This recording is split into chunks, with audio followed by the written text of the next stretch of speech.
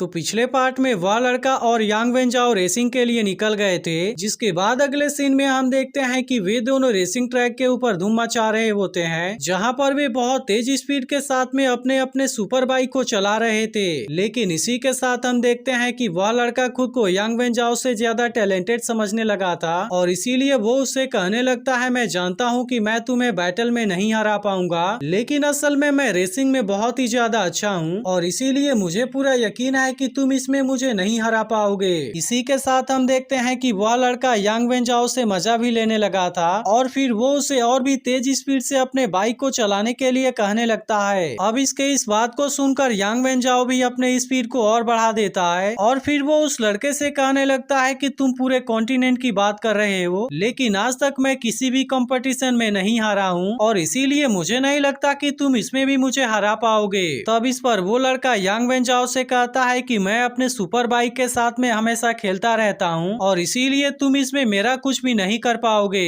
अब इतनी बात कहने के बाद वो इसके सामने बहुत शानदार कट लगाता है और इसी के साथ अब उसने अपने बाइक की स्पीड को और भी ज्यादा बढ़ा दिया था। अब इस तरह से यहाँ पर इन दोनों के बीच में बहुत ही शानदार रेसिंग होने लगी थी, जिसके दौरान वो लड़का बहुत सारे स्टंट भी करने लगा था। लेकिन तभी अचानक से उसके सामने एक उल्का पिंड गिर जाता है, जिसके वजह से वह अपनी बाइक कंट्रोल नहीं कर पाता और इस तरह से वो यहाँ के खाई में नीचे गिर जाता है। वहीं दूसरी तरफ हम देखते हैं कि बाकी लोग भी इन सारी चीजों को देख रहे थे और इस बात से वे लोग काफी डर गए होते हैं। अब इधर यांग वेंजाओ भी इस बात से काफी घबरा गया था और उसे उस लड़के की चिंता होने लगी थी, लेकिन असल में वो लड़का बाइक रेसिंग में बहुत ही टैलेंटेड होता है और इसीलिए वो केवल कुछ ही समय में फिर से ऊपर आ जाता है। लेकिन इस इंसिडेंट के बाद भी उसका मोटिवेशन कम नहीं हुआ था और वो एक बार फिर से स्टंट करना शुरू कर देता है। अब उसे ठीक हालत में देखते ही यांग वेंजाओ के चेहरे पर भी मुस्कान आ गई थी, लेकिन इसे यहाँ पर रुका हुआ देख वह लड़का भी इसकी तारीफ करने लगा था और फिर वो यांग वेंजाओ से कहता है कि तुम भी काफी अच्छे हो, क्योंकि तुम तो यहाँ पर मेरे आने का इंतजार कर रहे थे। अब इतनी बात कहने के बाद वो फिर से अपने रेसिंग को शुरू कर देता है, जिसे देख यांग वेंजाओ ने भी अब खुद को पूरी तरह से रेडी कर लिया था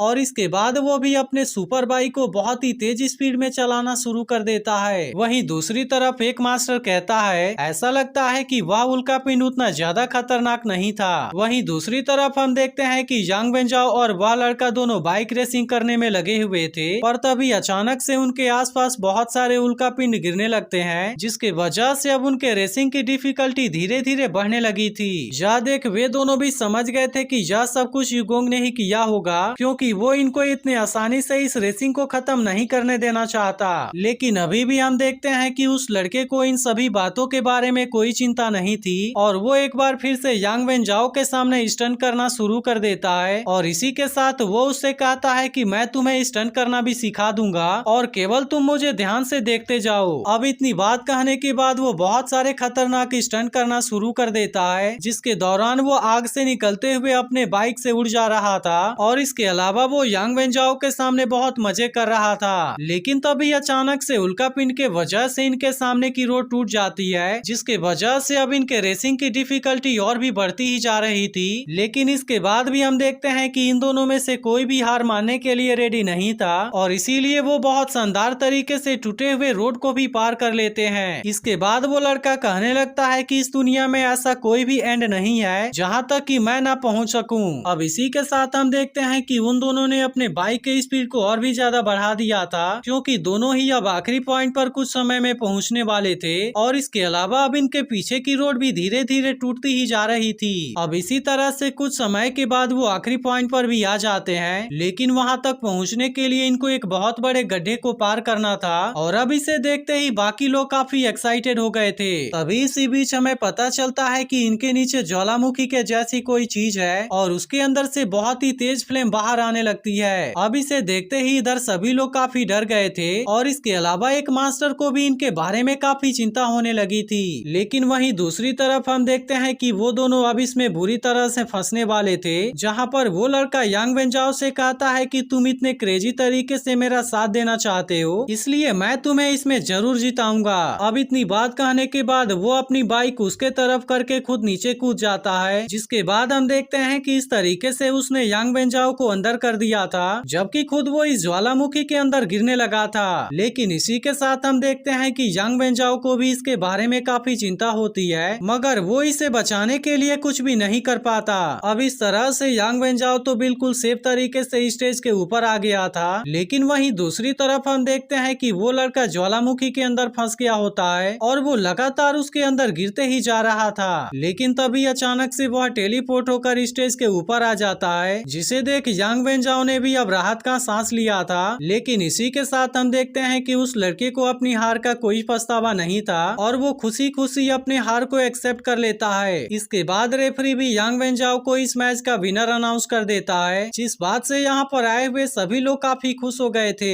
लेकिन वहीं दूसरी तरफ एक मास्टर कहने लगता है कि वह काफी क्लोज थे और फिर युगोंग से कहता है कि तुमने तो उनको काफी दूर भेज दिया था। तभी इसी बीच हम देखते हैं कि उस लड़के का एक और पार्टनर उसके पास में आता है और वो दोनों मिलकर इस बात से काफी खुश थे। वहीं दूसरी तरफ हम देखते हैं कि हाओ चेन भी इस बात से काफी खुश हो गया था, क्योंकि अब इस तरह से टॉप इंटू 4 कंपटीशन भी खत्म हो गया था और अब इसमें से टॉप 4 लोगों को चुन लिया गया था। तभी इसी बीच रेफरी भी इसके बारे में सबके सामने अनाउंस करता है और बताता है कि अब इस तरीके से यह कंपटीशन खत्म हो गया है और इसके बाद वो टॉप 4 वाले सभी लोगों का नाम लेता है, जिसमें नाइट टेम्पल के तरफ से हाओ चेन, असेसिन हॉल के तरफ से मूनिंग, फिर असेसिन टेम्पल के तरफ से सायर और लास्ट में फिर नाइट टेम्पल से यांग वेंजाओ विनर हुए थे। अब इस तरह से ये चारों लोग सेमीफाइनल के लिए सेलेक्ट हो गए थे और फिर रेफरी इनसे कहता है मैं उम्मीद करता हूँ कि तुम उसमें भी काफी अच्छा करोगे। तभी इसी बीच हम देखते हैं कि लिन सिन इस बात से काफी परेशान होने लगा था, क्योंकि अब यहाँ की सिचुएशन और भी ज्यादा मजेदार होती जा रही थी। पर तभी सायर अचानक से खुद को सेमीफाइनल से बाहर कर लेती है और वो इनसे कहती है कि मैं इसमें से 4th प्लेस पर खुद को अनाउंस करती हूँ। लेकिन अब इस बात से ये सभी लोग काफी हैरान हो गए थे और इसके अलावा हाओ चेन को भी समझ में नहीं आ रहा था कि आखिर उसने ऐसा क्यों किया। वहीं दूसरी तरफ यांग वेंजाओ भी इस बात से काफी हैरान हो गया था और फिर वो कहता है कि सायर ने तो खुद को इसमें से बाहर कर लिया, जिसके वजह से अब मुझे उसे फेस करने का चांस नहीं मिलेगा। लेकिन इसके बाद वो सोचने लगता है कि सायर ने क्या ऐसा हाओ चेन के लिए किया है। इधर असेसिन हॉल का मास्टर कहने लगता है कि रूल के अनुसार केवल टॉप 3 में आए हुए लोगों के पास में ही अपने टीममेट को चूज करने का राइट होता है। जिसके बाद लिन सिन सोचने लगता है कि टॉप 3 में आए हुए लोग एक दूसरे को चूज नहीं कर सकते, जबकि वे दोनों एक ही हंटिंग ग्रुप में रहना चाहते हैं और इसीलिए वो समझ जाता है कि इसी बात की वजह से सायर ने खुद को बाहर कर लिया है। लेकिन वहीं दूसरी तरफ हम देखते हैं कि असेसिन हॉल का मास्टर इस बात से काफी गुस्सा हो गया था और इसके बाद वो सायर से कहता है कि क्या सच में तुम ऐसा करना चाहती हो, जिस पर सायर उससे कहती है कि हाँ मैं बिल्कुल ऐसा ही करना चाहती हूँ। तभी युगोंग कहने लगता है कि हाओ चेन अगर टॉप 3 में नहीं आ पाया तो फिर सायर उसे खुद टॉप 3 में चूज करेगी, जबकि अगर हाओ चेन टॉप 3 में आ गया तब इसके वजह से सायर चौथे नंबर पर आएगी और इस तरह से वो हाओ चेन के द्वारा चूज करे जाने का वेट करेगी। इसीलिए वो असेसिन हॉल के मास्टर को समझाता है कि तुम इसके बारे में चिंता मत करो, क्योंकि मुझे ऐसा लगता है कि उन्होंने इसके बारे में बहुत पहले से तैयारी की है, क्योंकि किसी भी तरह से सायर हाओ चेन के साथ में ही डीमन हंटिंग ग्रुप में रहना चाहती है और इसीलिए उसने ऐसा किया होगा।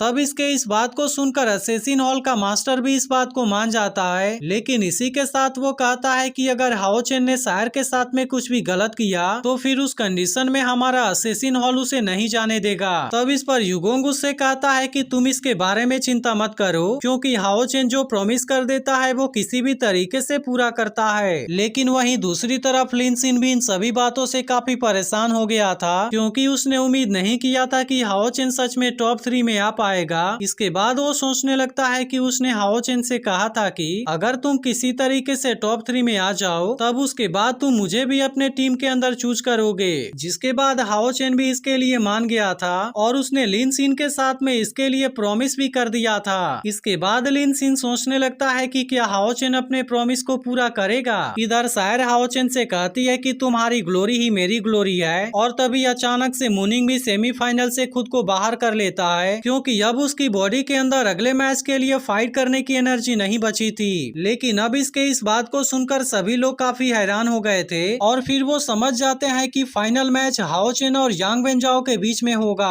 वहीं दूसरी तरफ हम देखते हैं कि बाकी मास्टर भी इसी बात के बारे में सोचने लगे थे और फिर वो समझ जाते हैं कि अब यहाँ पर कुछ बहुत ही शानदार चीज होने वाली है। अब इधर यांग वेंजाओ भी हाओ चेन के बारे में ही सोचने लगा था, क्योंकि इसके पहले वो हाओ चेन के साथ में एक बार पहले भी फाइट कर चुका है और इसीलिए वो कहता है कि शायद यह चीज मेरे और हाओ चेन की किस्मत है जिसके बारे में वह भी कुछ नहीं कर सकता था। लेकिन शायर को पूरा यकीन है कि हाओ चेन इसमें जरूर जीतेगा और इस तरह से वो दोनों एक ही टीम में होंगे। लेकिन अब इसी के साथ हम देखते हैं कि हाओ चेन इन सभी बातों से काफी परेशान हो गया था क्योंकि उसने लिन सिन से भी प्रॉमिस किया था कि वो उसे अपना टीममेट चूज करेगा और इसके अलावा उसे तो किसी भी तरीके से शायर को भी अपना टीममेट चूज करना होगा। अब इन सभी बातों से वो बहुत ही ज्यादा कंफ्यूज हो गया था और उसे समझ में नहीं आ रहा था कि आखिर वो करे तो क्या करे। इसके बाद अगले सीन में हम देखते हैं कि वो इसके बारे में बात करने के लिए यहुआ के पास में गया था ताकि वो इसे इस प्रॉब्लम के बारे में कोई सॉल्यूशन बता सके। फिर वो यहुआ से कहता है कि मैंने हंटिंग ग्रुप कंपटीशन के बारे में पूरा डिटेल पढ़ा लेकिन उसमें मुझे 2 टीममेट को चूज करने का कोई भी रास्ता नहीं दिखा और क्या सच में इस प्रॉब्लम का कोई दूसरा सॉल्यूशन नहीं है। लेकिन यहुआ के पास में भी इस प्रॉब्लम का कोई भी सॉल्यूशन नहीं था और फिर वो हाओ चेन से कहता है कि तुम्हें भी इसी रूल को फॉलो करना होगा। लेकिन अब इस बात को सुनकर हाओ चेन भी काफी घबरा गया था